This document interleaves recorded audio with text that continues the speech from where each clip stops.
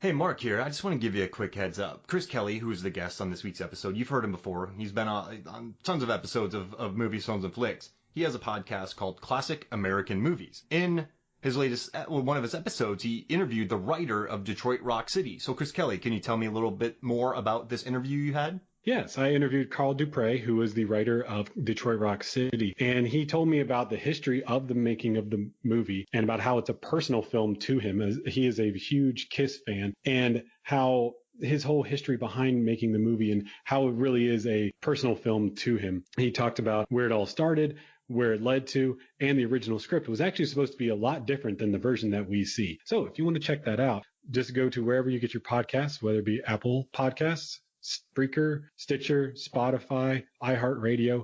Look up Classic American Movies, and it'll pop right up. Well, thank you, Chris. So sit back, relax, enjoy our Detroit Rock City episode, and then head on over to Classic American Movies to listen to that interview. Enjoy.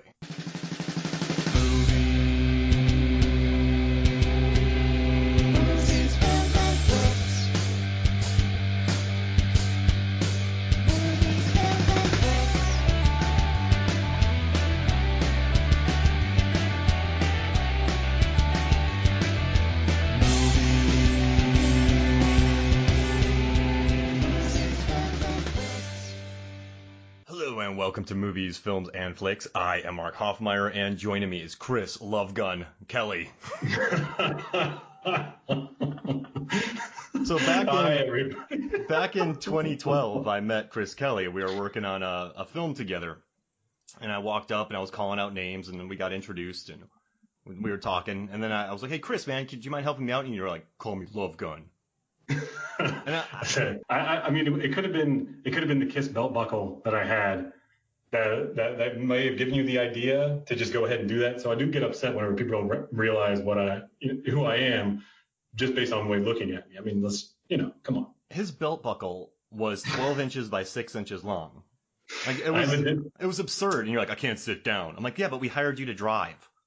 It depends on what day of the month it is. That's the size of my belt buckle. On the first of the month, it's 1 inch and then 2 inch and so on. Well, you get the idea. On the 12th, you got a 12-inch belt buckle. It's just, that's obvious, Mark. It's your fault, really. I mean, is that why you always took off from the 20th to 31st? Because you just couldn't leave your house? Well, yes. As long as there's no further questions about my belt buckle, yes. This is interesting. Do you turn into like a Kiss werewolf and you can't leave? I turned into a swashbuckling werewolf. I have belt buckles for my belt buckles, and on my buckle shoes, I have my belt buckles. Are you a belt buckle guy, Chris Kelly? And all jokes aside, yes, I am. I do have a couple of belt buckles. I have one that my father had in the 70s that I used for a photo shoot not that long ago. And I do have a couple other belt buckles. I also have one that's the famous phrase from Pulp Fiction with Jules's wallet. I have a belt buckle of that. And I have a couple other ones too. Have you ever taken the belt buckle off and beat up some disco lovers on the side of an extremely empty highway? Yeah, but they had it coming, to be honest with you. I mean, if you're listening to a song that was made just for a television show, that's not actually a real disco song that was made for the nightclubs, you got it coming to you. That's all I'm saying. All right, Nick, Chris, before we talk more about Detroit Rock City, released in 1999 on August 13th, I would like to know how your podcast is going. Tell us more about it, Chris Kelly. Yeah, I'd love to.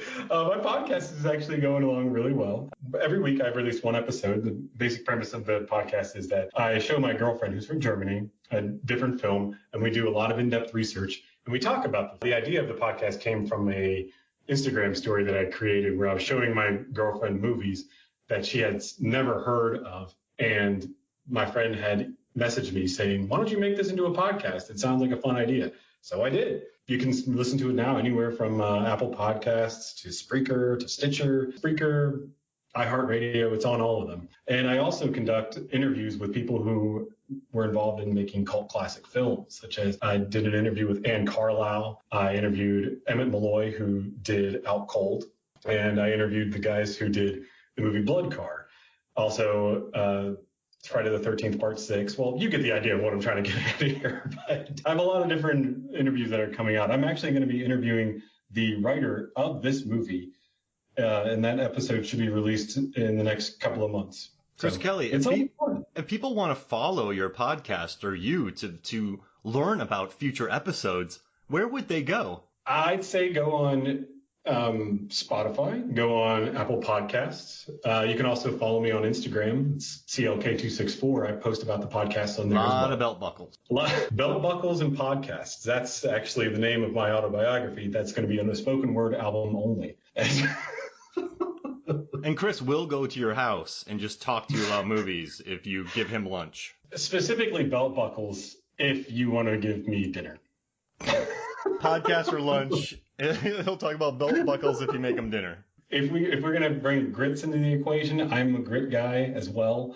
I'll talk about music if you want to do that. Oh wow, you'll get into the nitty gritty of all of it. Well, Chris Kelly, I appreciate you telling me about your podcast. That was completely organic. And the reason I did this is because the last 3 episodes that you've been on with me, I forget every time to get a promotion from you. That's true. Every time we talk about, we get finished on a podcast, it's like, damn it, we didn't do the podcast again. Well, here's the thing with the Movies, Films, and Flakes podcast, and you know this well, Chris. You've been on this for the last couple of years. We just let it happen. I don't like feeling like I need a certain strict structure. I like going off, kind of having fun with it. So I forget a lot of things throughout. Yeah, I would say that it's kind of like Larry King, but with movies. Because Larry King had the same format as he never really had a structure. He just kind of went with it. See where it goes. It sounds a lot better, in my opinion. And Mark Maron does the same thing. And it flows a lot better. And it just sounds nicer, in my opinion. Thank you, Chris Kelly.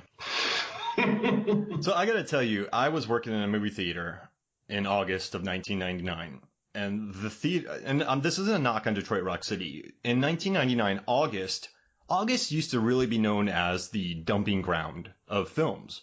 You had the summer releases, and then you had what came out in August. So when this movie hit August 13, you already had movies like American Pie come out, and you know, Idle Hands. I don't know if Idle Hands, but American Pie came out. That was a massive hit. And then you had this scrappy movie, Detroit Rock City, come out in August 13, and it only made $4.5 million total domestically. Yeah. And I remember no one was in the theaters. So what we would do is just leave the doors open and just, you know, if I wasn't tearing tickets or I had to clean theaters or if I had some downtime, I'd just sit outside the theater and watch it. And I guess what I liked about it in 99, and I think what I like most about it now, is just the foursome of actors. They are so not the traditional quartet that you would bring into a film. When you think about movies like this, these kids are typically good-looking kids who are going on an adventure. But in this movie, and I'm not knocking these kids, I mean, they're all good-looking actors, but you had Giuseppe Andrews, James Sabello, Edward Furlong, Sam Huntington. You had these kids that, they looked like kids that'd be smoking cigarettes outside your high school. They looked like kids who would be trying to sneak into a Kiss concert. And I think 21 years later, there's still a neat little level of authenticity to it. I agree with that. To take it a little step further, when this movie did come out, that's a Chris Kelly move right there. Yes, Mark, but let me say it more intelligently than you. I've been told that I'm famous for my, hold on a second, I got one more thing to say, or let me take it a step further. Building on that. I did a little bit of research. August 13th was when this movie came out. It had a $34 million budget, which adjusted for inflation is $52 million. It grossed 4.7, which adjusted is 7.2 million. So I thought, what happened? Why was it such a, I mean, they talk about this in the commentary very freely, such a massive failure. So I looked it up. Bowfinger, it came out actually on the same weekend as Bowfinger, Broke Down Palace, and The 13th Warrior. Now, to go even further with that, Bowfinger was the biggest winner out of all those because that made roughly 98 million worldwide, which is 150 million. So good. Adjusted for inflation. Well, yeah. Broke Down Palace, which, you know, check out the podcast we did on that one. That was a great one. Oh, yeah. I cried. Wait, I forgot my belt buckle, so you could actually hear me better. Yeah, the echo was gone. No, wait, we recorded that on the 5th of the month, so I could, never mind. Broke Down Palace, which if that one I think probably hasn't stayed the same in people's eyes over the years. That was more of a drama about 2 women going to jail in foreign lands because of drugs that were placed on them by some men that they met at while on vacation. That had a budget of 25 million with 38 million for inflation, and that did really bad as well. It did 10 million worldwide gross, which is roughly 15 million for inflation. The 13th Warrior. Now, before you move on this, Chris, I love the 13th Warrior. So I know it's a massive dud, but if there's anything negative out of your mouth, you're not getting dinners anymore, man. I just wanna warn you real quick. Giving you a heads up. You might want to tell Megan that I'm not going to be showing up for dinner tonight. I love that movie. It's good. I loved it too. Gigantic budget. Oh man.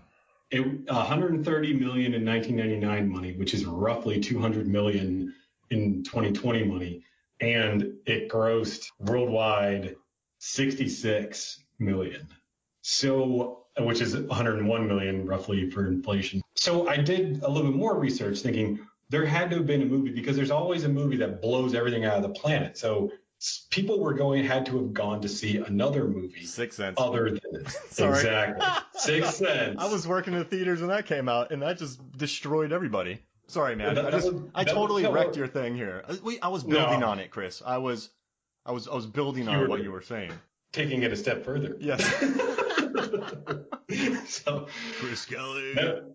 1999. That was the year Mark Hoffmeyer used all the fire extinguishers to keep people away from the Sixth Sense. It's like, back. We have enough tickets for everyone.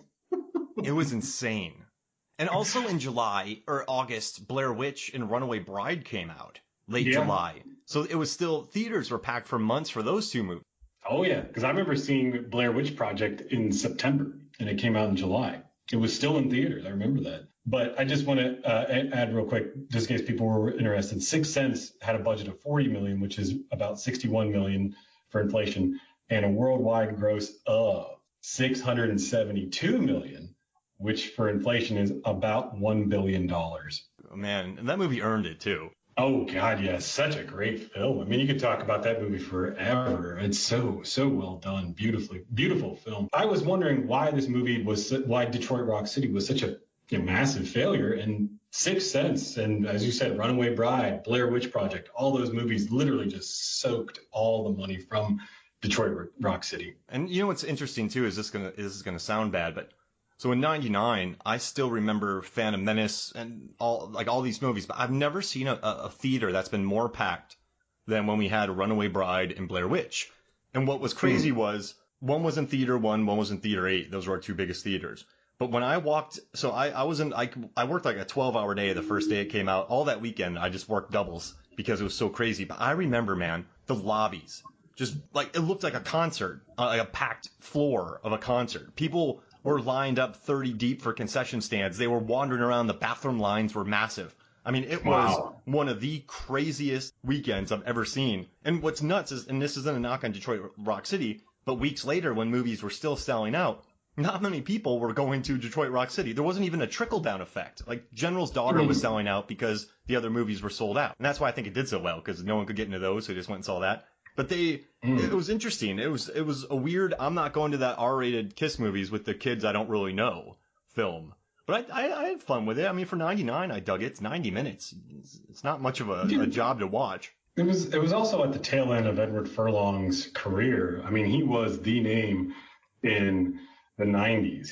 He played Hawk in this movie, and he was 22 at the time. But I mean, he was massive in the 90s. I mean, he came right out with Terminator 2, followed up by Pet Sematary 2. He did Aerosmith's Living on the Edge. He was Pecker. He was in American History X. He did Brain Scan, which takes place apparently in the town that I grew up in because they have the same area. And also, he did a series of hot noodle commercials for Japan. And he also, this is probably something that a lot of folks don't know about, he also had a very short-lived musical career, and he did a few spoken word albums in the early 90s as well. Oh, wow. And his biggest hit was Hold On Tight, which was about what you would expect from an early 90s pop song. Oh, I did not know that. Yeah, that's check it out. It sounds about what you would expect from like 93, 94. And it also had Giuseppe Andrews, who I really liked in Independence Day, Pleasantville, He was American History X Reunion, Never Been Kissed, and also he was in Perfect by Smashing Pumpkins, but he was in 1979, the music video for that from Smashing Pumpkins, and that's my go-to driving song. And that video is just kids driving around having a good time. It's a great video, too. Oh, I dig that video. So whenever I have that song, I just Cruise. It makes me so happy to listen to. But I guess it had this kind of cool kids, like Giuseppe Andrews, and I don't know, but they added this level of authenticity to it, which I really dug. And I don't know, I thought it was kind of neat. I liked also that these kids, they looked like kids from, your high school, or you were one of these kids. I mean, I had a Kiss Army shirt in 1999, but these guys also, they were not like in their 30s. They were also around that age. James DeBello was 19, Giuseppe Andrews was 20, Edward Furlong, as I said, was 22, and then Jam, who was Sam Huntington, was 16. He was hot off of doing Jungle to Jungle, if you remember that. Oh, the Tim Allen picture? Yeah, I remember that movie very well. I got kind of annoyed in the commentary when the three older guys were making fun of Sam's mom for not letting him go to a 1999 Marilyn Manson concert on a work night. And I was like, that's not... Listen, parents have done some bonehead things in their lives, but not letting your 16-year-old son go off with three maniacs to a Marilyn Manson concert on a work night, that's not the most egregious of issues, I would say. I would agree with that, because Marilyn Manson, again, at the time in 1999, he was hot off of Antichrist Superstar. So I can imagine his mom, who may or may not have been hip to it, would know that this is not somebody that she wants her son to be going to see. Yeah, they really went in on that on the commentary, and I'm like, guys. I'm just speaking personally here, but I felt that James DeBello was kind of a jerk on the commentary. He overtalked a lot of the times, and he did a lot of like swearing, and I didn't like it at all. I remember in the beginning when they were when the Carl Dupree is talking about the movie and during the credits, and James just overrides him. He's like, starts yelling, and it's like, could you stop? Yeah. And Giuseppe's all chill. Yeah. But you know what's funny? I was watching the behind the scene footage for Detroit Rock City, and they gave DeBello a camera, and he was just walking around filming everybody. It looked like a pretty relaxed set. I don't know if you watched that, but he just is walking around with the camera, and everyone seems really chill and having fun. It seems like a good vibe on that set when I watched the movie. I mean, it had a budget for sure. Oh yeah. And yeah, it definitely had. It had $34 million, which is adjusted for inflation, $52 million budget, and also a lot of the props came from Gene Simmons's personal collection. So everything was kind of taken care of as far as authenticity and making a Kiss film. So I think that would probably reduce a lot of the stress as well. And considering Gene, as stated in the commentary, and if anybody out there knows Gene Simmons or knows the history of Gene Simmons, he is very good at turning a buck. He's the first one to tell you that. He knows how to do it, and he knows everything to do with making money, especially when it comes with Kiss. So he allowed them to use a lot of authentic things from Kiss, especially for the time period. He didn't say anything about the tickets that are being burned, but according to Gene, he said that he had, quote, thousands of these tickets left.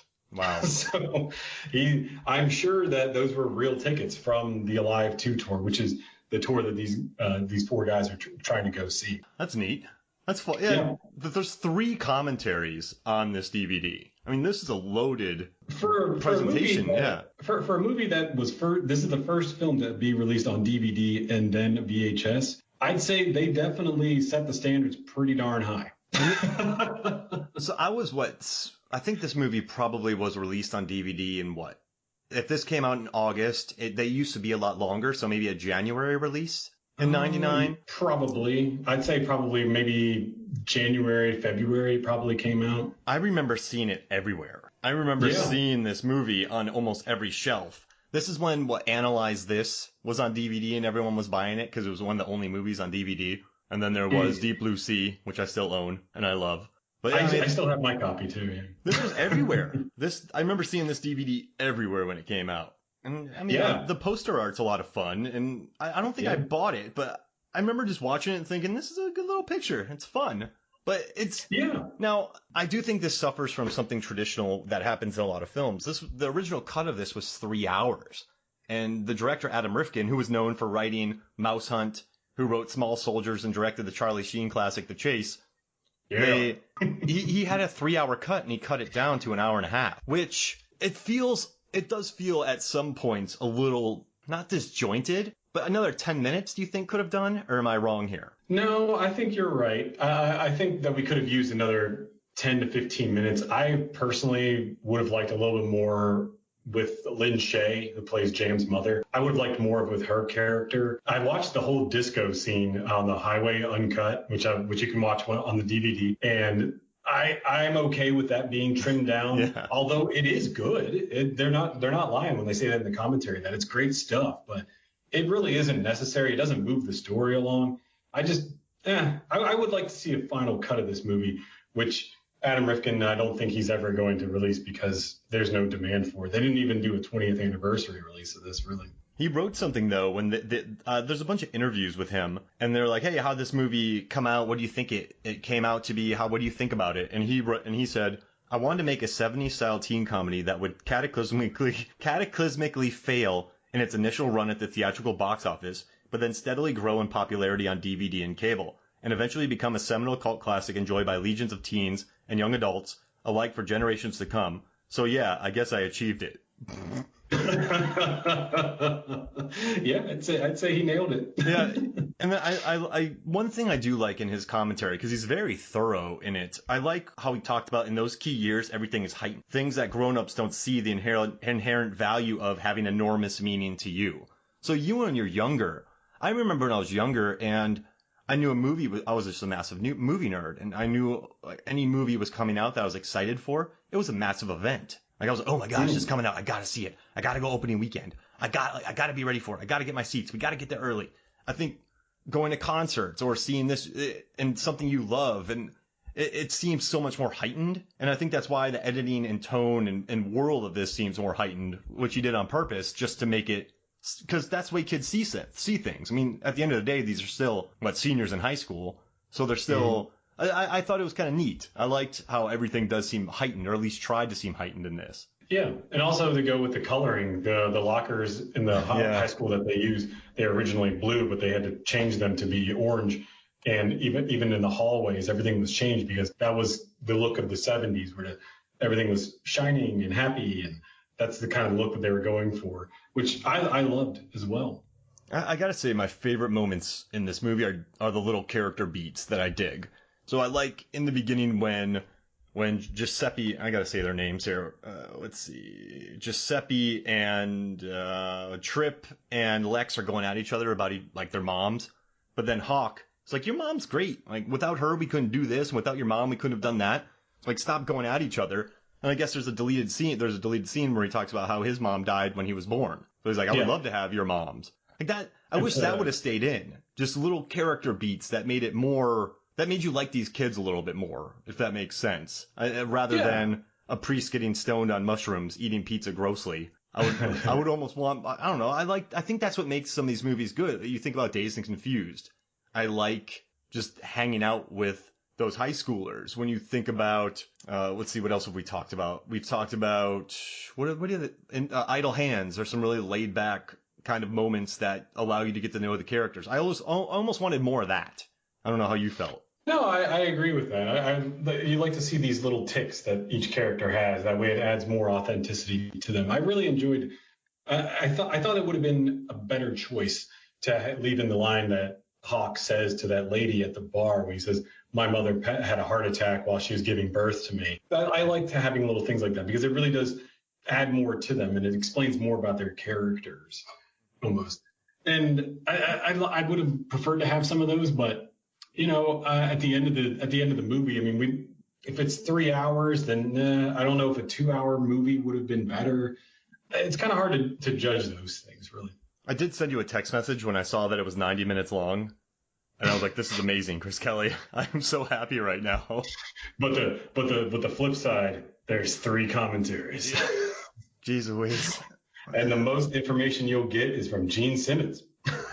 Yeah, he really pushed for this film. And this led to a lot of fights with him and the members of KISS. I'm sure. Yeah. So in one of Fraley's, I think, autobiography, he was mad that his daughter Monique had a scene cut.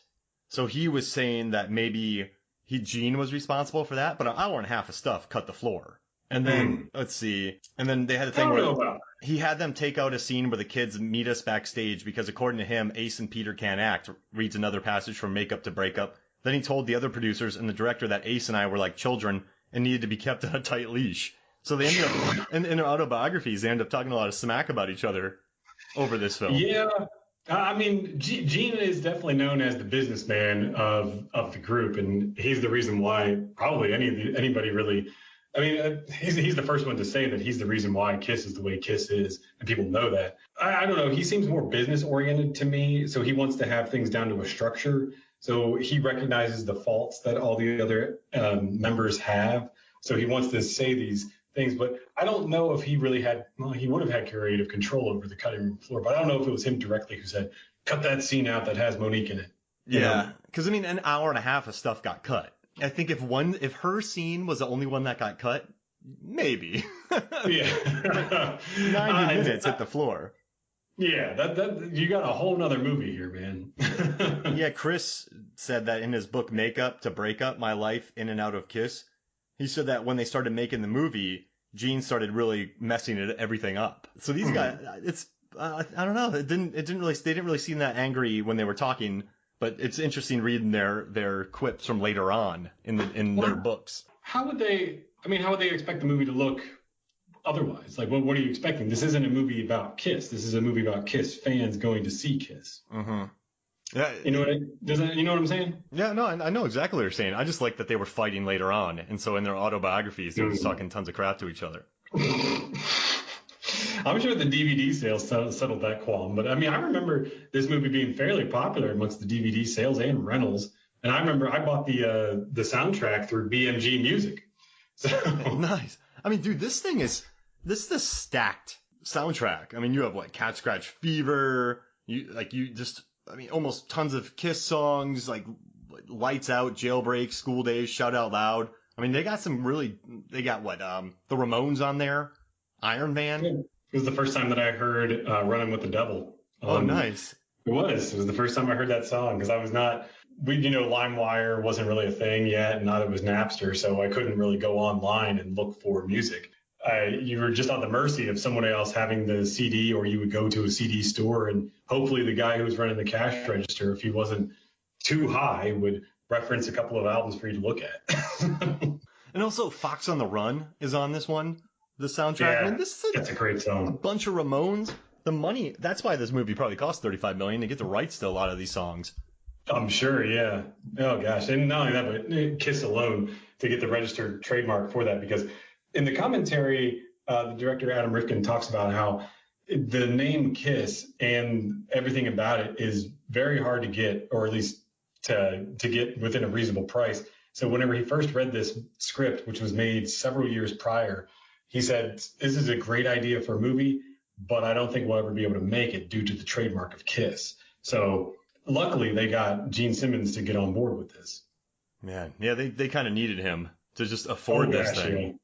Yeah, I mean, even if you wanted to have it authentic or anything in general, I mean, a lot of this, the pinball machine is from a local Kiss fan. They put out an ad online saying Kiss movie needs props for their film, and the guy who lived in Toronto, which this movie was shot, said, "Oh, well, I have a Kiss pinball machine authentic from the 70s." And they were like, hot damn, bring that thing in here. And Kiss towels that had to be worn by one of the band members. Yeah, it had to be done by Paul Stanley. And she said, the lady said, you can use my Kiss towels for free only on one condition, that when you're done with them, Paul Stanley rubs it on his sweaty body and you send it back to me. So they actually gave her a step further. They sent her a picture of Paul Stanley wearing the towel as a toga, and then he wiped himself with the towel, and they packaged it up, sent her the picture as proof that it was him, and then sent it back to her. So supposedly she was really happy about that. That's an interesting thing right there, isn't it? Oh my gosh. Yeah. I mean, there's super fans, and then there's mega fans, and these people, the people who are Kiss fans are a whole nother level. I applaud that, because whatever gets you through the day, whatever you're into, I think that's awesome. As long as you're not hurting anybody, I think it's great. And if you're into Kiss because of their music, their theatrics, awesome. Nothing but positivity. And Gene Simmons talked about in the commentary that when they first started Kiss, that he wanted everything to be nothing like you've ever seen before. Where he said their very first show, which was they were opening for Blue Oyster Cult and Iggy and the Stooges, that he said that they raised their drum set up by 6 feet and they had fireballs shooting from the stage. And he said no one had ever done anything like that. So whenever they came out, where they wore their full makeup, they had their outfits going. And by the way, their outfits are all based on classic monsters, by the way. With Gene Simmons' boots are based on Godzilla. So he said that they wanted to come out and give the crowd nothing that they had ever seen before. So you see these fireballs shooting out. You see this drum kit that's raised up. You see these guys coming out in full makeup, looking like monsters, playing music. You have no idea what you're watching, but you will remember it. And that's what Gene Simmons wanted to do. And he said every concert they did, they wanted to do it as big and as loud and as memorable as possible. I mean, there's a Kiss Army. There's a literal Kiss Army. Like, not a literal, but there's a Kiss Army. There is a thing called the Kiss Army. Yes, no, they're not going to be deployed anytime soon. But there's a thing called a Kiss Army, which costs $50 a year. If anybody out there wants to join, you can go on the Kiss website. The way that started, I can't remember the full story, but the guy who started that, he demanded to hear Kiss on the radio. And the radio station said they don't play Kiss. So the guy said, listen, if you don't play Kiss by 5 p.m., I'm going to round up thousands of fans to come around your radio station and demand Kiss. And at 5 p.m., there was literally thousands of people surrounded this radio station. And that's what the birth of the Kiss Army was. And they played Kiss so that they would go away. And then they invaded Michigan. I'm sorry? I just had a visual of a bunch of Kiss fans attacking Michigan. But it's pretty neat that, it's all based on these people that love this music, and they wanted to hear this on the radio station saying, no, we're not going to do that. And they said, fine, we'll show up and protest your radio station. So that's how they got that going. And Gene loves it, obviously, because it's his music. And you get $50 a year. Oh, who gets that money? I'm sure it's Gene Simmons. I wouldn't doubt it for a second. I know. I think you have your podcast army. How much does it cost to join your podcast army? It's free. If you want to go, check it out on Spotify. Send me $30. Classic American movies. Venmo me some money, please. I gotta tell you, the cinematographer on this film, he turned out pretty good. John Leonetti, he went on to do Joe Dirt, Insidious. He had worked on Spy Hard and The Mask and Child's Play 3 before this, Tales from the Crypt. He did Mortal Kombat before this, but he also did Piranha 3D, which I think looks brilliant, and The Conjuring, which I think is an excellent looking film. And he went on to direct Annabelle, Wish Upon in the Silence too. So this dude, I mean, he was already established when he shot this movie, and he's moved up. So it looks good. I mean, what do you think about the heightened style of this? There are scenes where he said he didn't have enough time, so he just did a lot of up angles on actors. But there's a lot of, when Jam gets dropped off at the Catholic school, it's shot in a very, I don't know, heightened cartoonish-esque way. Did you kind of like those shots at all, or no? No, I loved them. I felt like whenever when we're in with Jam, when he's going to the Catholic school, you feel like you're watching him going to prison almost. And to him, this is a prison because he's not with his friends anymore. He can't dress the way that he wanted to. And, like Lin Shaye says to him, hopefully, this is in a deleted scene, we will see how you'll react whenever you have a child and they start listening to the Satan's music and smoking the dope.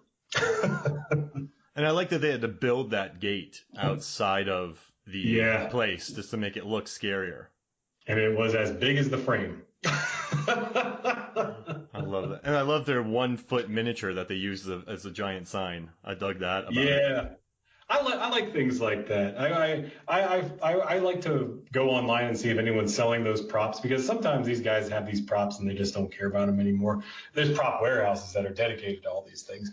But I like to go online to see if people who sell these still online. Somebody has them. And I like to collect things like that. Like, I got a signed autographed poster from John Russo, who's the last surviving person who created the Night of the Living Dead. And he does reprints of the original posters, and then he'll sign them for you. So it's kind of neat to have things like that. Yeah, it's pretty neat. That's cool. All right, so how about this, Chris Kelly? Let's take a quick break.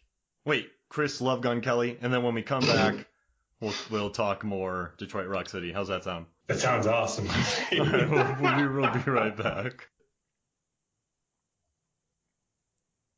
Welcome back to Movies, Films, and Flicks. Chris, I have a surprise for you. Oh, wait, Chris Kelly. Jeez Louise, what just happened there? Chris Kelly, I have a surprise for you. Is it, you forgot to say my full name, Mark? I can't recognize what you're saying. Let's say my full name. Christopher Love Gun Kelly. Yeah, how's it going? All right, I I have something for you. Let's do a Lin Shaye movie draft that you can vote for the day after this is released on Movies, Films, and Flicks Facebook. You will love it. So, Chris Kelly, pick a number. Pick 1 or 2. 2. Yep. So you got first pick, Chris. We're gonna do a Lin Shaye draft. Jeez Louise. We're gonna do a Love Gun Lin Shaye draft. Love Gun Lin Shaye. You know what? I'm gonna speak honestly here. I knew you were gonna do this, and I didn't prep for it. I knew it. I'm not even kidding you. I was sitting here and I was thinking a couple of days ago. I was like, I bet Mark's gonna do a Lin Shaye movie draft. Oh, that's awesome. And then it happened. I was like, whenever you said that, I was like, son of a gun, I knew it. What didn't I do? Oh my gosh. All right. So, are we talking about movies that Lin Shaye was in general, or are we talking about movies that she was the main star of? Anything. Just no TV shows. And no 3-second cameos. It's got to be... Okay. I got you. All right. So, my first pick is going to be Insidious. Oh, I love her. I love that she's the star of those movies now. Oh my gosh. Yeah.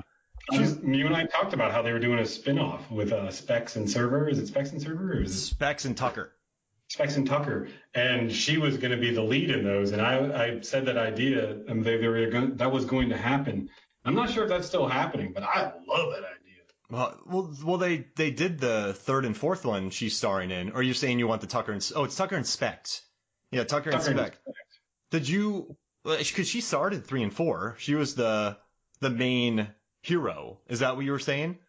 No, they have a whole another series. Oh, man. I would just give me it. And they make money, dude. Do they ever? The last one made, I think, 300 million worldwide. Something... Well, at least 200 million. I know it's a big gap. But for a movie that's budgeted 20 million to make 200 million worldwide, it's clear you got to make another. Yeah, that's definitely money. Well, The Last Key, is that the one we're talking about? Yeah, and then that was $10 million budget, but it grossed 167 million, which that's money in the bank.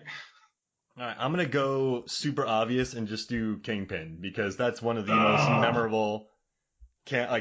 Tiny roles ever, so I'm gonna give her that. Oh yeah, especially everything she does in that movie is it's funny but gross at the same time. Yeah, it's fantastic stuff. All right, I'm gonna go with Critters. Oh, that's a good one. I love that movie. She was in Critters 2. She talked about that 2 years ago on the 30th anniversary on Mick Garris's. Oh yeah, I like that. Podcast. Yeah, although I'd say Critters 2 is probably the lesser of them, but it's still enjoyable. I strongly recommend checking it out. Which one features the critter getting its scalp blown off so it looks like it's bald? Maybe that was Critters 3. Got it. I don't know. How many of those movies didn't they just make a movie? Yeah, they're all over the place. They just did one not that long ago. I might be mistaken, but they came out like a year or two ago. All right, I'm going to be super cheap here, and I'm going to pick Nightmare on Elm Street. I got to do it. But she's in that for less than 30 seconds. Come on. She's the teacher. I mean, she's a great teacher. That's like me saying Running Man. Say Running Man. I'm not saying Running Man. Dude, she doesn't even have a character name in that. I mean, that's a major character in that movie. Propaganda officer? Yes. Come on. The propaganda that she officered to people was amazing. You know, Mark, I'm throwing caution to the wind here. And I'm going to do... You know what? Never mind. I'm going to pick Snakes on a Plane because you're throwing a fit. And a happy Chris Kelly is a happy Mark Hoffmeyer. You guys don't know about Chris Kelly when he's unhappy. He pouts, pillows go fly. He rips couches up. Belt buckles blown off your face. They call him Exploding Buckles Kelly. On film set, he would just disappear for hours. Where's Chris Kelly? Oh, he's angry again. Where'd he go? Yeah, you go find him this time. Buckles as far as the eye can see. I'm going to go with Dumb and Dumber. Doesn't she have a tiny role in that one? She does, but it's not as tiny as Nightmare on Elm Street. Oh, my God. All right, well, I'm going to do Something About Mary. Oh, you would. Well, Chris, these are normally extremely fun drafts for me. I look forward to these, but this is the most stressful draft, most volatile thing I've ever put together. What's going on here? This is worse this is more stressful than the draft that we did for Requiem for a Dream. Oh, man. Yeah. Keith David. Oh, shoot. I'm gonna, no, no, no, no, no, no, no, no. What's some other ones? This is not the normal draft. Chris Kelly is just grumpy, so just know that. Listen to all the other ones; they're fun. All right. I'm gonna go with Big Ass Spider. Oh yeah, that's actually fun. Get some Greg Gumberg in there. Yeah, I like that guy. He's that guy that looks like he would have been a great actor. He would have been a well-known actor, but he likes to stick with B movies, kind of like Bruce Campbell. But Bruce Campbell then became big. I gotta tell you though, when Bruce Campbell had his little cameo in Congo, and he's like, "Oh, this whole island's doing a shimmy," and I'm like, "Oh man, that's a Bruce Campbell just B movied that Congo movie up." Have you ever went on his website? It's a lot of fun. Well, no, I think I don't know. I've read all his books and I listen to all his commentaries, but I've never been on that. His website's a lot of fun. Like if you want to send him an email or book him for something, he's like, "Let's not waste my time. Here's my guidelines." Oh no, so the Comic Cons, I worked with him many times, and what I like about him is he expects so he's really cool. Him and his handler Mike Estes are super cool, but they just expect their line to be super nailed down. And I kind of like that about working his lines because they tell you, what I like is they tell you exactly what they want, which I like. Mm-hmm. And then there's other actors who you set up their line like, well, I like this, I like that, I like this, I like that. And you're like, geez Louise. But with him, he's like, yeah, I like this, to have this set up, have someone there, do this, do that. And it makes it flow really good. And so I appreciate that. He wants to get all those signatures done for people. So it has to be professionally run. And I love it. Mm-hmm. I like people who want to do things professionally, especially since he knows that his character is sold through his fans. So if his fans need to be satisfied in order for him to continue in his path. All right, here's what I'm picking next for my fourth pick, and you're gonna love it. I'm gonna pick Detroit Rock City. Oh, classic Hoffmeyer. All right, Chris Kelly, last one. All right, last one. It's gonna be a good one. I'm gonna do Ouija. What are you laughing for? The first one or the Revenge? The good one? They all kind of suck in my opinion. The second one's good. The second one, wasn't that Mike Flanagan who directed the second? I'm gonna say you're probably right about that. I know the origin. Let me see. You know what? I like Mike Flanagan, but I don't like Mike Flanagan. Yes, you're correct. He did the second one. I'm gonna go with the second one only because I enjoyed that one more than I did. I like Mike Flanagan's style where he doesn't use much music. He puts the viewer in the situation, so you feel like you're actually there. I like that, but I also don't like how he does it. He puts almost no music, where it's just kind of like you'll have a scene where there is nothing in the background, and you're just like watching somebody walk for 30 seconds. Drives me nuts sometimes. I love a good walking scene with no music. That's why I like Midnight Cowboy. Potato. We're walking here. Oh, geez, that's a good movie. Was she in that? No, she wasn't. Now, here's what I'm going to do. And I don't care that she was in this movie for a little bit, because there's a couple cameos in this film that are outstanding. I'm going to pick the Three Stooges. Because there's a guy during one of these scenes that's walking into a party. And I got to tell you, Chris Kelly, tall, blonde guy. He gives a little head nod to somebody walking in. He's sharply dressed. She's in it, but that one person doing a cameo in that film is why Three Stooges gets my final pick. And if you don't know who that guy is, if you're wondering who that tall blonde man that looks similar to Mark Hoffmeyer. So yeah, that's why I picked Three Stooges. Got to do it. Ah, cool. All right. Those are my picks. We got to throw some love to Lin Shaye. She's great. And I love Elise from the Insidious franchise. I love that she's headlining these movies now, and they're making $180 million worldwide on $20 million budgets. Like that's something not many people can say. So I really dig that about her. Not only that, but she's been in the game forever, and she's I guess this is probably her third resurgence as an actress. Like she definitely is taking herself again and again and again and taking it to the next level. So we know her as the mom character, then we know her as the older mom character, which there is a difference. And now we know her as the woman who is doing the surveillance videos for the paranormal. And I mean, those are three different types of characters. And she's brought herself back time and time again, which I think is awesome. I'm glad to see that she's doing it. Lin Shaye. She's great. I've always liked her. All right. So we haven't gotten too much into the movie. So here's what I'm thinking. These kids, they have these tickets. Lin Shaye, Jam's mom burns them. They have a bunch of foibles, but they end up borrowing a car, driving to Detroit, dealing with some disco lovers, and they get to Detroit, find out that they didn't get the tickets, so they split up into 4 different areas to find money or get tickets, then meet back up before the concert starts. What's your favorite of the 4 subplots? Rank the 4 subplots, Chris Kelly. I'm gonna say Edward Furlong's is my favorite. It also has to do with the side character of the guy who's trying to scalp the tickets to him. That guy was originally only supposed to have 1 or 2 lines, and then he flushed out the character completely, doing the whole line. If you want to go over there, shake your wee, get $100. So I really enjoyed that a lot. I'd say Hawks is first. Then I'd say followed by Trip. His is a good one where he goes into the convenience store and then his plan is to rob, which apparently that story is loosely based on a real story that Peter Criss had actually heard about a guy who went to go rob a convenience store to get Kiss tickets, only to have the place be robbed while he was in there. So that's supposedly based on some quote unquote real story, but who knows if that actually happened. I like that one second. Jam's, I think, is probably third. His doesn't really go. No, you know what? I'm going to say Lex. Lex is probably third. His scene doesn't really do too much. The whole thing with him. Then he eventually discovers the car, and then he goes in there to save the car and the girl, and then they part ways. And then lastly, I'd say Jam. Although I do think that they're all equally enjoyable. Although Jam's is probably dead last for me because he doesn't do anything. He gets discovered by his mother. She takes him to the church, only to see the girl that is secretly in love with him, Beth. And is it Beth or Christine? No, Beth. Beth, played by Melanie Linsky.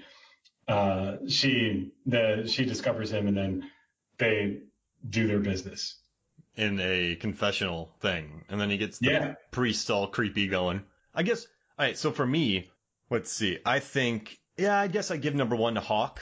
Because remember in the beginning of the film when they say that Hawk has stage fright and then he has to go up and strip in front of a bunch of ladies and he pukes for about 3 minutes?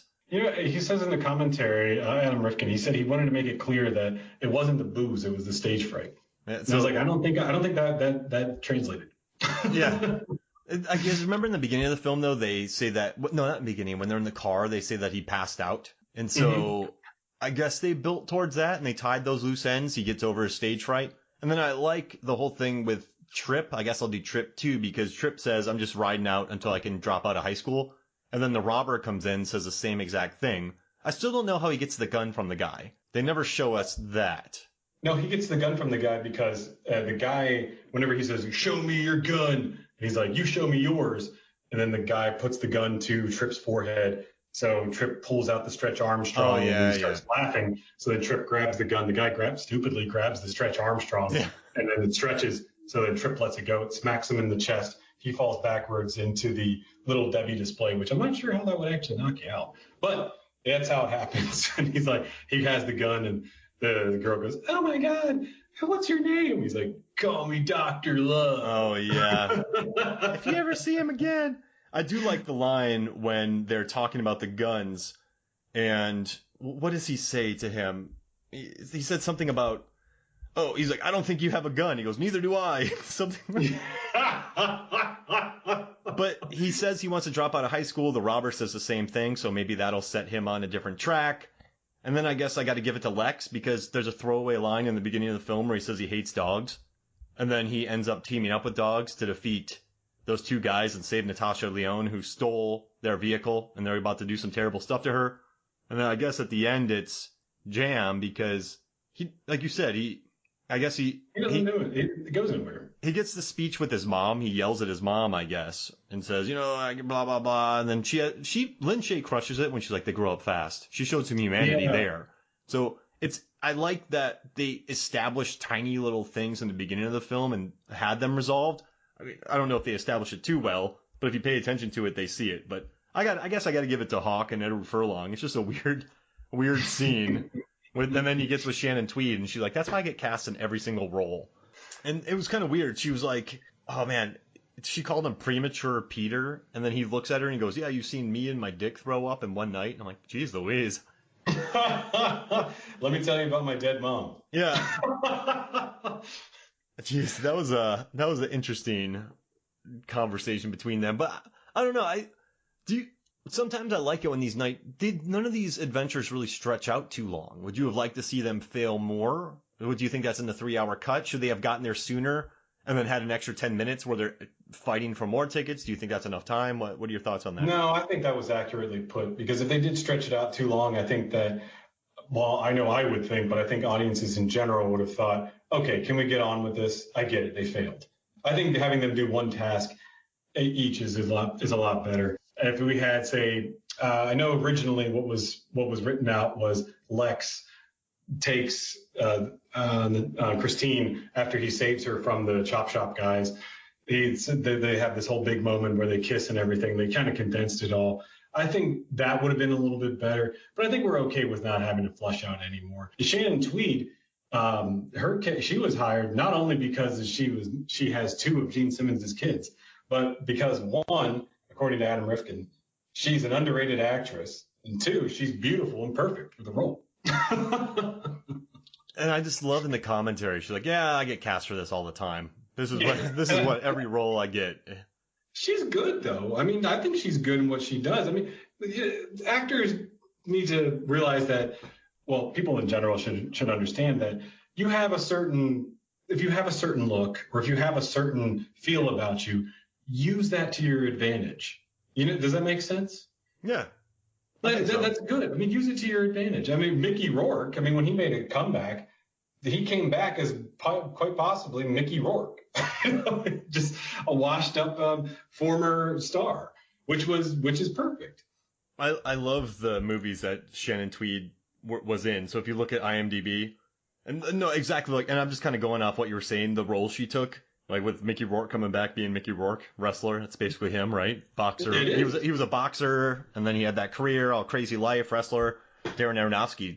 That was such wise casting. I love it. But she has movies like Victim of Desire, Body Chemistry, Indecent Behavior, Illicit Dreams, Night Fire, Hard Vice, like this movie, like Stormy Nights, Human Desires. Those are the kind of Naked Lies. Those are the movies she was popping up in. If I could speak candidly here, I really miss the fine art of those films, of the softcore pornography thriller films that were made from the 90s. In the 90s, there was television shows. Everybody, do you remember Silk Stockings? Yeah, I never watched that. Red Shoe Diaries. They had all these shows, and they just don't make them anymore. That's a fine art that we'll never get back. Just, especially like you were a teenager back then too, so all those shows were.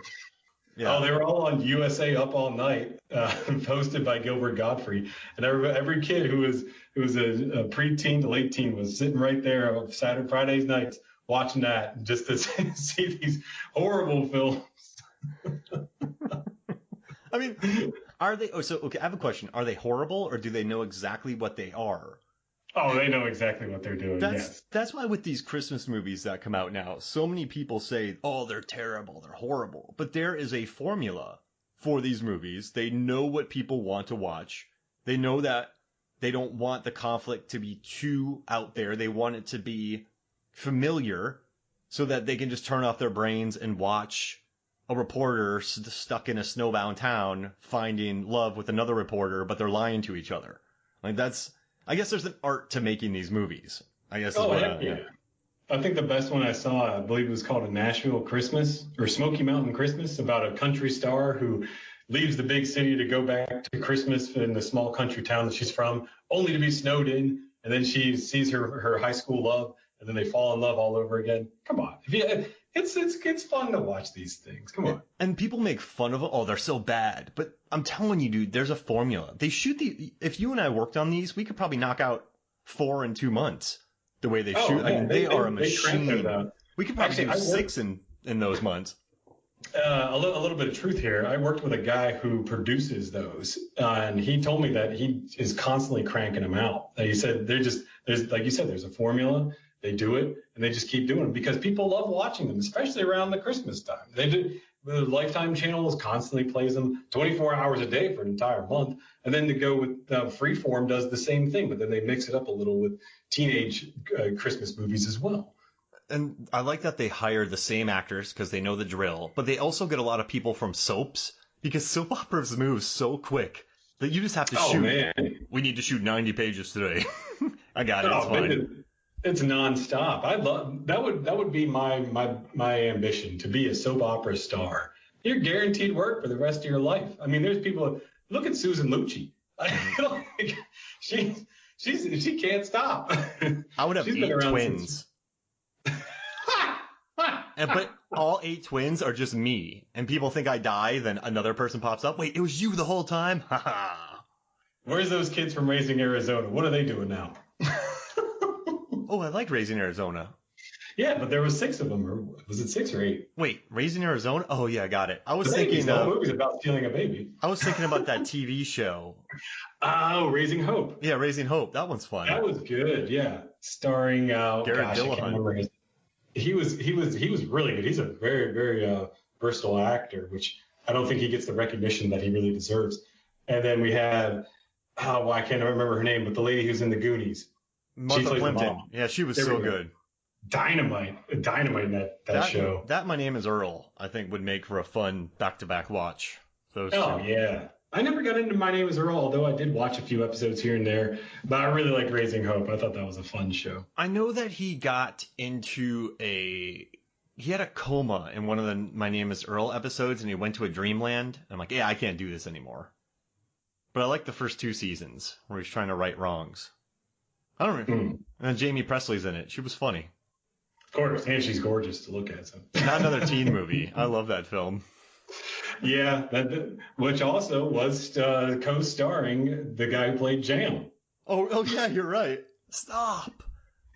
He was in that. And they also followed that up with Superman Returns. But he's still cranking them out to this day. Actually, all these guys are, except for Giuseppe Andrews. He kind of fell off after making his movie, Giuseppe Makes a Movie, which is a documentary more or less about his life growing up in a trailer park and becoming a nobody, only to have the ambition to be an actor. And he did it. So he made a documentary kind of about that. And then that just was it. He hasn't really done anything. He did a little bit of music, though, here and there, because apparently he was the only one that could actually play an instrument. Giuseppe's father is an accomplished musician and came on set while they were doing this movie and showed everybody how to play their instruments respectively. And then he would show up every once in a while. So according to the director, they shot that scene in the basement towards the end of the shooting, because that way everybody could master their instruments, at least the best that you would think a 16 or 17-year-old would be able to. And the only guy that learned anything was Giuseppe. Because Edward Furlong is just screaming into the microphone, very Sex Pistols style. And they couldn't show the stuff on DeBello that much because he didn't even bother learning. And Giuseppe sounded a little justifiably annoyed by that, I think, because he's like, I actually learned how to play the bass. You know, I would agree, but you know, you got to look at their backgrounds. Giuseppe, who's, like we said, his father has a background in music, so he takes it seriously. James, I don't really know, but something tells me he smokes a lot of weed. Yeah. Especially at his age. And to keep in mind, he was 19 years old. Edward Furlong, who's a child star for almost a decade at this point, he probably didn't really think too much into it, because he was probably thinking, well, I'll do this, but then they won't even care if I do how it'll look. So I'll just kind of yada yada it. That's a good breakdown of their musical skills. And Sam Worthington, he was 16. He was also a child star. So he has to, I'm sure he's probably thinking, yeah, you know, maybe I'll learn. He's the one playing the drums. So he's like, I could probably fake it for a little bit. And then you got Giuseppe, who's thinking, man, what the hell, guys? Like, my dad actually came out and helped us. And then also, what'd you think about at the very end, the KMB work? Like, KMB came in there, Nicotero, those guys, Kurtzman. That sweet tone camera they did for free. And the only condition that they said was, they said to Adam that if you pay for our tickets to come out to see this concert, that the fake concert that they created for the fans, we'll come out and we'll do this mouth cam for free. So Adam immediately said, yes. I was reading a review by Ain't It Cool News at the time, and there was a real concert before the movie. Harry Knowles and other guys went to it. Yeah, and they also recreated their Alive tour show for this movie, so that way they could get 3,000 fans. They paid for 500 extras, but they wanted to. Adam said that he wanted to have the whole town look like it was engulfed in Kiss fans. Sadly, they couldn't get as many as he wanted, but in order to get that great concert shot, he said that they offered a free Kiss show for the fans, and that's how they got that packed house. I will say the highway scene is completely, there's no one there, which is kind of bonkers. No one on that highway because they had to lock it off. But I liked the amount of extras in quote unquote Detroit. I think they did a really good job loading that up with fans. I mean, it looked good. And I was doing a Night of the Comet podcast, and the director said, all you need are a couple wides establishing an empty LA, or just all you need are a couple wides and everyone will buy this world. And in this, they had a couple wides with tons of people, and you kind of buy the vibe of it. So I dug that about it. I never once did I think it looked like they were going to the best they could, a concert, I would say. Yeah, and I really liked how when we're going into the show, I think it's at the 40-minute mark, that you're really seeing, Kiss lit up, and it looks like how you would when you were a kid. You're seeing all these people all over the place. You see the people in the Demons makeup. It looks so good, and it looks like how you would imagine a teenager, would think when they go to see this show. I think it was done perfect. No, I agree. They captured the excitement of it. I dug it, and I think this is why. I have a question, Chris. Why do you think this movie has a cult audience now? What do you think it is about it that people seem to like? I think it's. I would like to go with what I think it was Giuseppe said about this. No, you know what? It wasn't Giuseppe. It was Sam said in the commentary, and I agree with this, is that this movie is relatable not just for Kiss fans. It's for everybody in general. That no matter what kind of music you like, you can relate to this. So I think of it like that. And this movie reminds you of what it was like to be a teenager at the time, or in general. Like this movie reminds me a lot of whenever I was a kid, and it came out whenever I was 15, so I was kind of like around their age in the movie. It reminds me of the time and how what it felt like to listen to the music and to, have friends and listening and jamming out and whatnot. That's what I like about it. And I think it's relatable for people from all ages. And that's what really stuck with me. It has a 48% tomato meter score. Would you say that's about right? Or what would you give for this film? No, I give this easily 80%. Really? It's it's a fun story. I know that on IMDb it gets a 6.9 meta score of 33. As you said, Rotten Tomatoes 48, and with the audience we have it at 82, which is what I agree with. I think it's a lot of fun. It's not a movie that you can take seriously, that everything about it has to be accurate, although it is accurate with the props. I think that it's just a fun movie that people can just kind of turn on in the background. You like the music no matter what decade it is. And it's just a lot of fun for you to just turn off and just tune in. What other notes do you got for us, Chris Kelly, here before we get into your recommendation? I just have a few here. Jonathan Taylor Thomas was originally supposed to be in this movie. He was actually contacted by Gene Simmons personally, but he ultimately wound up going to college. According to reports, Jonathan Taylor Thomas wanted to be either Jam or Hawk. What's interesting is that the director's like, I'm glad he didn't do it. Right? Didn't the director say it worked out for the better that he didn't do it? Yeah, I think I agree with what he said. The star power of Jonathan Taylor Thomas would have hurt the movie, whereas people wouldn't have seen it. Well, I mean, people didn't see it anyways, but I don't think that it would have lasted as long as it would have had it had Jonathan Taylor Thomas. And it wouldn't have been, looking at it in the future, people would have looked at it and just said, oh, that guy, he's trying to make a quick buck. This is part of his movie career where he was just kind of yada-yadaing things. I like your yada-yadas today. We've yada-yadaed a few things. I'm not going to lie to you. I've been showing my girlfriend Seinfeld. The show is still damn funny, I'm telling you, but there's a lot of yadas. What other fun things you got for us? So, according to the commentary, Gene Simmons, that Gene Simmons said that he wanted Kiss to be, quote, the Beatles on steroids, end quote. And what he meant by that was he wanted people to like a certain band member or the whole band in general, but he wanted to have fans to gravitate towards one band member and really like that one. And you do find that with people who are fans of the Beatles. There's Ringo people, there's Paul people, and there's John people. You get the idea. Yeah. And the same thing can be said with Kiss. It's people. There's Peter people, there's Gene people, and et cetera, et cetera. And depending on who you gravitate towards, he wanted them all to have their own personalities, which I thought was really interesting. Kiss is also the first band to ever have a 3D live show. Now that sounds a little ridiculous, but because wouldn't it be 3D anyways because you're at the show? It's actually 4D because you're in reality. However, no one's ever had a projection behind the band that was in 3D. So it was like a triple concert at the same time, which is nuts if you think about it. Wow. He is definitely not a fan of disco. If you listen to the commentary, he goes on about a good 5-minute rant about how he hates disco and about how no one remembers any of the disco bands and you only remember one specifically. But other than that, you cannot name anyone else. And I was thinking about it and I was like, he's right. You really can't think of anyone other than the Bee Gees.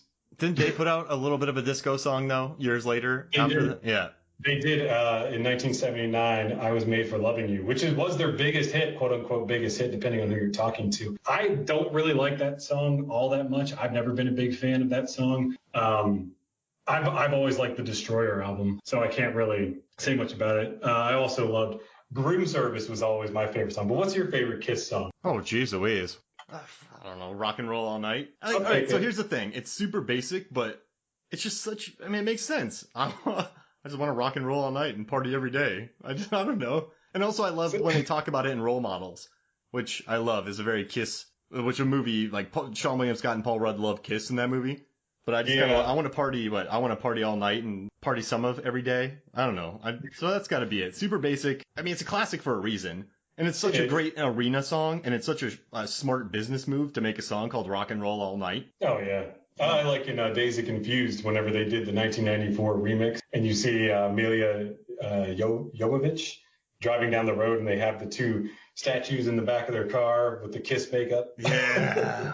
I mean, that's a solid choice. I shouldn't have grunted. Yeah, you laid out you were like, oh, man. He just took my belt buckle. Chris Bully Kelly. Listen, I like songs. Maybe I'm talking cynically here, but I think when you are able, you think about Queen and some of their arena rock, and you think about Kiss, I think there is a place for songs that are meant for massive arenas with readily available lyrics. It just seems that's why I like it. Like I think it's a smart song. If you're in the heyday of your career or you're looking to get started, rock and roll all night. Shoot, easy to sing. Yeah, keep going, man. I like Kiss. I'm not a massive Kiss fan, but I do like Kiss. I've always enjoyed their music, and I used to collect their Psycho Circus comic books when they were re-released in the 90s. I don't think I have them anymore, but I used to collect those when they first came out. So I like the makeup. I like the theatrics. I think it's cool. So I just want to add that the band members of Kiss don't consider this a Kiss movie. They consider it a movie about Kiss fans going to see Kiss. So I think that's good. So it isn't a Kiss movie at all. But they were really happy to actually go on a film set that was very well organized and not like Phantom in the Park. Oh, that was bad. Oh, man. I don't know if you can get any worse than that movie. Do you like Role Models? Hell yeah. I showed that one to Miriam actually not that long ago. She loved it, too. We should talk about it soon. Oh, man. I'd love to. Oh, my God. I love that movie. Let's do it. So darn good. Oh, man. I love the little kid in that. He's like, what do you listen to this music with these guys that are dressed like girls and they wear makeup? And he's like, that's Kiss. And then he plays Love Gun for him. He's like, he's talking about his, and it's like, oh, geez. He's like, all their songs are about hot chicks. It's so true. It really is. All their songs are quite literally about that. It makes it even more fun. And then they go LARPing as Kiss, which I love. Yeah. That's their country that they created. All right, we'll save it for the next ep. How's that sound? Oh, hell yeah. I'm down. I do want to add one quick thing. There's just two little things of trivia that I'd like to just add. The film does take place in 1978, and at the time, Kiss was on their Alive 2, which they were in Detroit on January 21st and 23rd. Detroit Rock City was actually part of their encore list, not their starting song. Hey, so that's fun. Which is a neat little thing that you could have added, that was added. I'm sure they may have, when they went to Detroit, they did perform Detroit Rock City first, but part of their actual set list, which you can look this up online, that was part of their encores. The Kiss tickets that are burned cost $5.50, which would have been roughly, well, no, not roughly, exactly $21.63 today. Wow, that's not expensive. That's really not expensive at all, because I think their tickets are probably about $100 now. Oh yeah, those things got jacked up. This movie was hit and miss, mainly miss with the critics. Just to be honest, I want to read just a couple of things from critics before I jump into my recommendations. The article written by Janet Maslin for the New York Times, the article called "Detroit Rock City: A Weakness for Rockers and Ghoul." She said, with one of the worst films in recent years already to his credit, and she's talking about the dark backward in which Judd Nelson grows a third arm between his shoulder blades. Director Adam Rifkin aims for 2 in this weary promotional. She was not a big fan of this movie, and Adam Gleiberman was also not a big fan of this movie. He wrote in his article, I grew up in Michigan in the 70s, and I was also primed to see Detroit Rock City. It's a rowdy B-movie homage to the tongue-waggling, moon-booted, power chord-wielding band Kiss. Mostly it's about the crazed devotion they inspired. The movie, I'm afraid, isn't going to inspire much devotion. That's because it sucks. And here's my reasons why. I love it. That's so blunt. And he goes and I'm not going to read the rest of his article, but if anyone out there wants to look it up, he is very brutally honest about why he hated this movie. But to counter that, Nick LaSalle liked it. In his article, written, Detroit Brick City is way cool, man. He said, there's a beautifully shot scene in which the guys drive near the concert arena as the street fills with fans. The word Kiss flashes in electric lights. By shooting the street through the windshield, Rifkin helps adults remember how a rock concert is perceived through their teenage eyes. It's huge, and the city feels enchanted and Aldry in the nicest way. Oh. And I like that. I thought that was very fitting. Yeah, that's a good one. I like that. And I don't get how people didn't like this movie, but it could have been the timing. It could have been because Boogie Nights really did blow out the planet with their 70s and how raw it was. And there's also no... So you think about American Pie, there's more of a female presence in that. In this one, it's just kind of 4 dudes who are going to a Kiss concert. So I think it might have alienated other people from going and watching it. There's no real love story. There's a little bit of coming of age, but I think that's maybe another thing that probably kept it from being too big. I agree with that. The coming of age isn't really present. The love story is just kind of a supporting character, which really isn't even that good to begin with because we really don't know much about Beth. So it's like, but I did like the little cheeky nods that they're Christine and Beth, which are named after famous Kiss songs. I thought that was kind of cool. Recommendations by Chris Kelly? Here we go, guys. Can I get my theme music? Chris Kelly, recommendations. Love God. You know what that song's about? Oh man. Oh man, look up Room Service. When I heard that song, that song actually is on their tape Dressed to Kill. Their album Dressed to Kill. And it's that song's played and then I think it's Rock and Roll All Night and Party Every Day's next. So anyways, my recommendations. Because the movie does take place in the 70s, in the 1990s, there was a hard nostalgia for the 1970s. Much like nowadays, there's a hard nostalgia for the 1990s.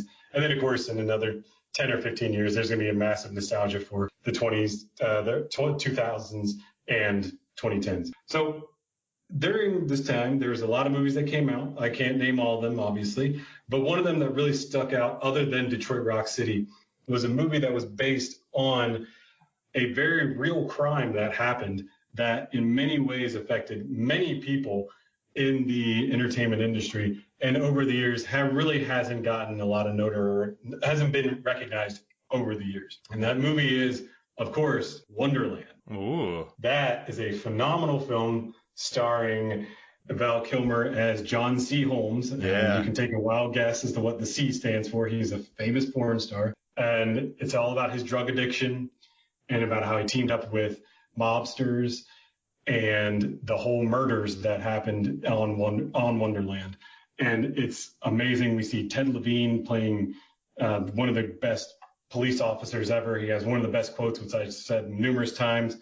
If Mark, if you're okay with me doing the PG-13, I'd love to say his quote. Yeah, do it. He says, they find fingerprints on the back of Eddie Nash's bed frame. And they say, the police officers say, well, how did his fingerprints get there? Ted Levine says, well, he was either fighting him or fucking him. That's one of my all-time favorite lines. If you want to check that movie out, it's streaming right now on IMDb, which you can access through IMDb or Amazon Prime. It's also on Tubi, Vudu, and Pluto TV. And that's a good cast. Kate Bosworth, Dylan McDermott, Josh Lucas, Lisa Kudrow. Yeah, Lisa Kudrow plays a character not like what we have seen with Friends. She plays a very dark but forgiving character. She's phenomenal in it. Oh, geez Louise. Also, Christina Applegate, and like you said, Ted Levine, Eric Bogosian, who you know, Michael Pitt, wow, and Alexis Dezena. She's been in a ton of stuff. That's a pretty stacked movie. Yeah, it's a stacked cast. If you haven't seen it, strongly recommend it. It's a great supporting movie to Detroit Rock City. If you're into the 70s nostalgia and also crime dramas in general, this is a great storyline. Great soundtrack too. It opens up with T-Rex's 20th Century Boy. Hey now. Well, that's a good song. That's awesome, man. That song's like a punch in the face.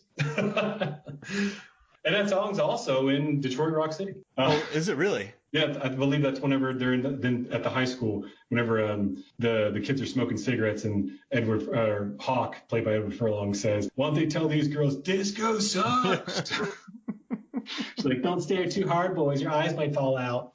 I love that they just yell at them. And I like that they're in the little mud area smoking cigarettes before school. Yeah. It really adds to it. I remember then they used to have smoking sections in high school. They had that even in my high school. It was off campus, but that's where everybody ran to go smoke cigarettes. Yeah, if you're 18, you guess you can't be stopped. Yeah. And I mean, of course, nowadays they don't really do that. They kind of crack down. People, the cigarette smoking has definitely drastically dropped over the decades, which I'm okay with that.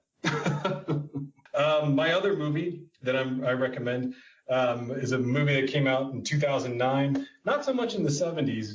But it takes place more in the 60s, and it's based on the real Radio Caroline, which was a real ship that would go off into the ocean and broadcast rock music at a time when rock music was not being played on the radio. And I'm, of course, talking about the Philip Seymour Hoffman starring Pirate Radio. Oh, yeah, I love that movie.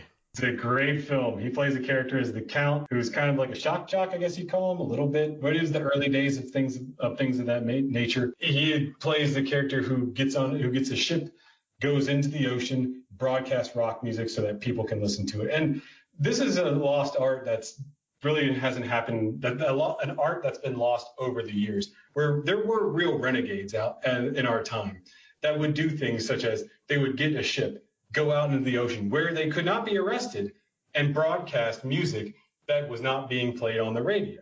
And they had a lot of pressure from the government in England to play classical music only. They don't want this rock and roll playing on the radio. This is bad for our youth.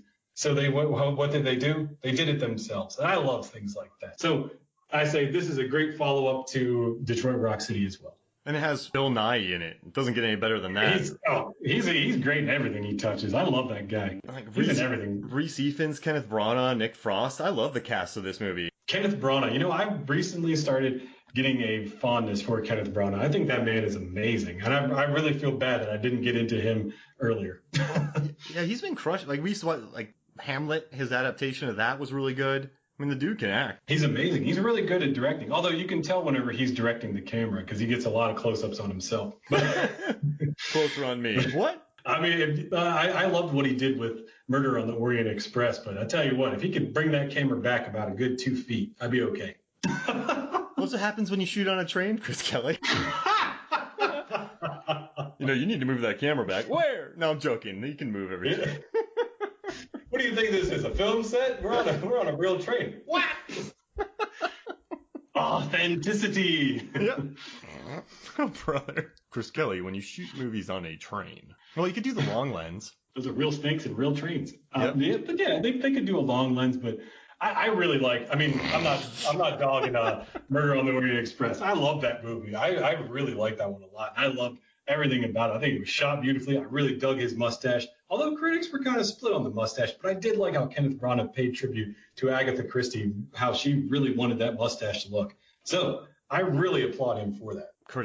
I mean, he stuck with it. I think he's sort of a purist, so he went for it and did it. And it was a massive hit. Now he's doing Murder on the Nile with another massive cast. I love that. I'm really happy that the films that are murder mysteries are making a comeback. I mean, Knives Out, which I thought was dynamite. I really like how those are making a comeback now, and I really look forward to the future when we are going to have more murder mystery type of movies. I don't want them to go crazy about it, like bringing back a whole nother Murder, She Wrote, Miss Marple. But I would enjoy to see a new murder mystery once a year. I'd be okay with it. Chris Kelly solves murders. The show. One man, one buckle. One love gun. I believe you, but my belt buckle doesn't. Oh, that sounds terrible. You could tell the people that I'd beat up because each one of them would have an imprint on their forehead of my buckle. When people are lying, it turns blue. And you don't tell anybody either. Did you see Chris Kelly's belt buckle? Okay. Did you see that his belt buckle told me I was lying? I haven't told the truth since day one. You throw my ass in jail. You know what? There's no way that holds up in court. A man can tell lies, but it's not legal. One man can lie, but two buckles can't tell the truth. He's always right, but courts always think he's wrong. We can't use that in court, Chris Kelly. Damn it. Yeah, you told that to the chief. You know, he's the one who said it. What do you mean? I told that to the chief. The chief shows up. He's like, "Hey, Kelly, I told you last week that buckle ain't gonna hold up in court. You really gonna?" Chris Kelly, enough of this. Oh man. Look out for the buckle coming at you. Dirty Hoff and Belt Buckle Kelly should team up. Ooh, you know, I've told some of my friends about the Dirty Hoffmeyer, and I'm really wanting to get this thing made. I'm not gonna lie to you. That opening shot alone. Now, for the audience out there that doesn't know about this, Mark has a wonderful character that he created called the Dirty Hoffmeyer, and the opening of this movie is phenomenal, and it needs to be made. I'm just saying, I'm putting it out there. Wait, $20, horseradish. Oh, I've been saying that forever. I knew it. There's Megan and I quote something all the time where I'm talking about the drugs. They roll down and they get in the system and they get into the water and they go into little baby turtles. And so now Megan and I talk about the baby turtles that are getting infected. But no one's thinking about the turtles. Oh man. And there's another line. He's like, have you been doing crack? Yeah. Have you been snorting cocaine? Yeah. Have you been smoking oregano? Yeah. I'm like, no, you haven't. And the guy's like, if I'd had some, I'd smoke it. I'm laughing at my own jokes. This is bad. All right, let's get out of here, Chris Kelly. Man, thanks for having me on, man. Oh, this is good. I'm looking forward to role models. Yes. All right, so for me, Mark Hoffmeyer, and for Chris Lovegun Kelly. Chris Belt Buckle Kelly. This is Movies, Films, and Flicks. We'll see you next week. He's lying. It turned blue.